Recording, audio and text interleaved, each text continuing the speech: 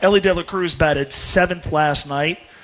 And regardless of how the next 12 games unfold, I think it is completely fair to say that one of the defining storylines of this season, certainly in the second half, has been Elly De La Cruz's power drought, 1 home run since June 23rd, his lack of production, and I think over the course of the entire season, just the fact that statistically and otherwise, he didn't take a step forward this year. I think it's been a disappointing season. Look, he may have 12 great games, carry the Reds to the postseason, and play awesome in October.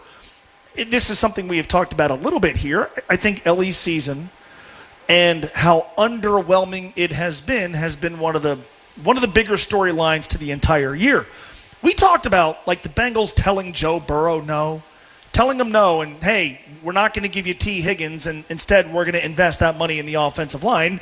I don't think that's the approach I would have taken, but that thought is out there. Or tell him no, Joe, you've got to operate under shotgun. They're allowed to tell him no, which is why I hold the Bengals responsible for decisions they made, even if they made them in part because Joe Burrow wanted them to make those decisions. What's interesting about Elly is he's dealing with a quad issue. Now, the quad issue has not put him on the injured list. The quad issue hasn't kept him out of the lineup. He has played in every game this season. So you ask, like, what about the power drought? 1 home run in like 12 weeks. What about the lack of overall productivity in the second half of the season? And the reason thrown out there is, well, he's dealing with a quad issue. Okay. Well, why not give him the occasional day off?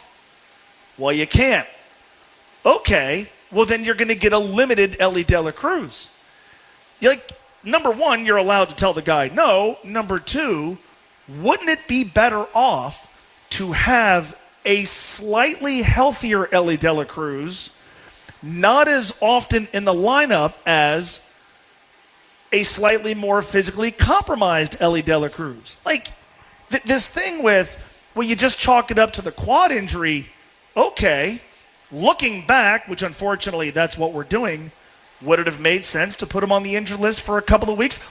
Knowing what you know now, would you rather have the Elly De La Cruz the Reds have gotten for the second half of the season, for all of it where he never misses a game, or put Elly on the injured list for a couple of weeks, he comes back in better shape than he was, and he's more capable of producing at a high level?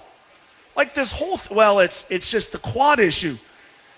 Okay, cool. You admire the fact that he wants to play every day. There's no getting around that. That's a good thing, but you're allowed to tell him no. Why are they afraid of telling him no? What? You could DH him. You can give him the occasional day off.